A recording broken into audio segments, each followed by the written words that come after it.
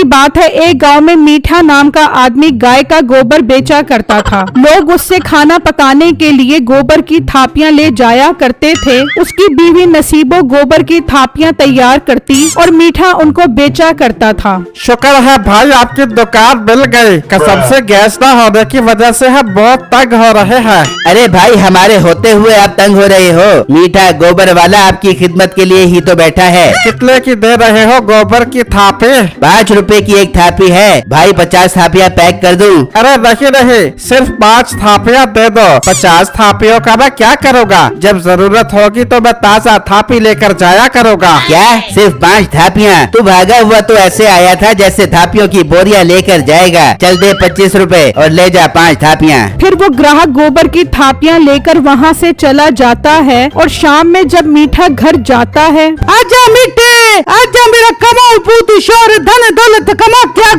क्या खाक धन दौलत कमा कर आ गया हूँ। सारे दिन में सिर्फ 10 गोबर की थापियां बिकी हैं। क्या सिर्फ 10 गोबर की थापियां बेच के आया है? मैं सारा दिन तेरे लिए घर पर बैठ के बदबूदार गोबर की थापियां बढ़ाती रहती हूँ। इतनी गंदी बदबू आती है, लेकिन फिर भी मैं तेरे लिए गोबर की थापियां बढ़ाने से बाज नहीं आती कि चलो शाम में मीठा अब्बे घर आकर पैसों के दर्शन करवाएगा। लेकिन मुझे कमकली को क्या पता था कि तू 10 गोबर की थापियां बेच के 50 रुपए कमा के आएगा। बेगम क्या करूं, सब लोगों के घरों में तो अपनी अपनी गाय हैं। मुझसे तो 2-4 लोग ही थापियां खरीदते हैं। मीठे फिर कोई ऐसा काम कर के रोज 50 नहीं 5000 रुपए आबे। तुझसे अच्छा तो साथ वाले गांव का आमिल बाबा है, रोज के 1000 रुपए कमाते हैं वो। आमिल बाबा? कौन सा आमिल बाबा बेगम? वही जो साथ वाले गांव में नदी के किनारे बैठा होता है। अरे बेगम, मेरे दिमाग में एक बहुत अच्छा आइडिया आ रहा है। क्यों ना मैं खुद आमिल बाबा बन जाऊं और लोगों को पक्के पक्के हिसाब बताऊं ताकि अपने घर में भी खूब पैसा आए। मीठे तेरी शक्ल आमिल बाबा वाली नहीं गोबर की थापा वाली लगती है। इस बात को छोड़, अब मैंने इरादा कर लिया है। तू बस एक अच्छे से चोर का बंदोबस्त कर। फिर मीठा उसको सारी बात समझाता है तो नसीबों को उसका आइडिया बहुत पसंद आता है। मीठे समझ, चोर का बंदोबस्त हो गया। वो मेरा भाई है ना, 1 नंबर का चोर है। बचपन में दादी अम्मा की हाजमूला की गोलियां चुराता था। कसम से दादी अम्मा को बिल्कुल भी नहीं पता लगता था। और मोटी नाक वाली औरत, ये तेरी दादी अम्मा की हाजमूला की गोलियां नहीं है, गाय चुरानी है गाय। हाँ, सब चोरी कर लेगा, तू टेंशन न ले। फिर अगले ही दिन से मीठा अपनी 2 नंबरी की दुकान खोलकर बैठ जाता है और मुस्तकबिल बताने के लिए एक तोता भी रख लेता है। लोग वहाँ से गुजरते हैं लेकिन कोई भी उसकी दुकान पर नहीं आता। मीठे ये तो कोई भी नहीं आ रहा यहाँ पर। अरे बेगम, मैं आज लोगों को बुलाने के लिए थोड़ी बैठा हूँ। मैं तो आज ये दिखाने के लिए बैठा हूँ कि हम जैसे पीर साहब इस जगह पर बैठे हैं। अब लोगों ने देख लिया है ना, अब लोग कल खुद ही आएंगे। फिर जब रात होती है तो मीठा, नसीबो और उसका भाई तीनों हर वो घर देख लेते हैं जहाँ गाय होती है और वो एक घर से गाय खोलकर ले जाते हैं और अपने घर लाकर बांध देते हैं। फिर जब अगला दिन निकलता है और वो आदमी बाहर आकर देखता है तो उसकी गाय वहाँ मौजूद ही नहीं होती। वो परेशानी में यहाँ वहाँ गाय को ढूंढता है लेकिन गाय नहीं मिलती। क्या हुआ बेटो, इतना परेशान क्यों लग रहे हो? यार मेरी गाय चोरी हो गई, क्या करूं, बहुत परेशानी हो रही है। बेटो परेशान होने का कोई फायदा नहीं। इस गांव में एक तोते वाले पीर साहब आए हैं, उनके पास चलो, वही तुम्हारी गाय ढूंढवा कर देंगे। चलो उनके पास। ले मिठे, तू तो बोल रहा था कि कल लोग आएंगे, गाय भी चोरी कर ली लेकिन कोई भी नहीं आया। फिक्र न कर बेगम, आएंगे लोग। वो कह ही रहे होते हैं कि बिट्टू वहाँ आ जाता है। क्या हुआ बच्चा,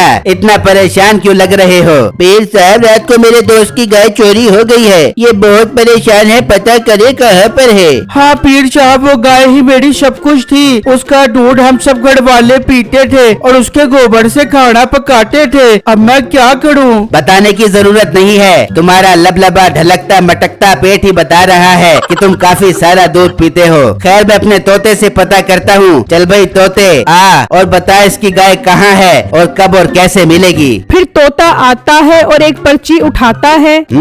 अच्छा अच्छा अच्छा, अरे वाह, लिखा तो बहुत अच्छा है। वाह वाह वाह वाह वाह। बच्चा, तुम्हारी गाय तुम्हें एक ही शर्त पर मिलेगी। कौन सी शर्त पीर साहब? यही कि तुम रोज 2 किलो उस गाय का दूध मुझे ला कर दोगे, तभी वो गाय तुम्हें वापस मिलेगी। ठीक है पीर साहब, मैं 2 किलो दूध आपको रोज दिया करूँगा। बस ठीक है, जाओ मैं चिल्ला काटता हूँ, गाय खुद ही तुम्हारे घर पर आ जाएगी। बिट्टू खुश होकर वहाँ से चला जाता है। अरे वाह मिट्टी दो तो बहुत अच्छा मारा तूने। हाँ बेगम, 3-4 घरों की गाय चोरी करवा कर अपना राशन बनवा लेंगे और हमें क्या चाहिए। तू बस अपने भाई को बोल शाम में वो गाय उसके घर पहुँचा दे। फिर रात होती है तो नसीबों का भाई वो गाय ले जाकर बिट्टू के घर बांध देता है और गांव के दूसरे घर से गाय खोलकर ले आता है। फिर जब दिन की रोशनी रात के अंधेरे की जगह लेती है तो बिट्टू देखता है कि उसकी गाय वापस आ गई होती है। वो बहुत खुश होता है। क्या बात है पीर साहब की, मैं तो मुरीद हो गया हूँ उनका। मैं भी उनके लिए 2 किलो दूध लेकर जाता हूँ। बिट्टू जब मीठे के लिए दूध लेकर जाता है तो वही आदमी जिसकी गाय रात को चोरी हुई थी वहाँ खड़ा होता है और मीठा उसे तोते से हिसाब लगाकर बता रहा होता है। पीर साहब, मेरी गाय रात को मिल गई, मैं आपके लिए 2 किलो दूध लेकर आया हूँ। बहुत अच्छा किया तुमने।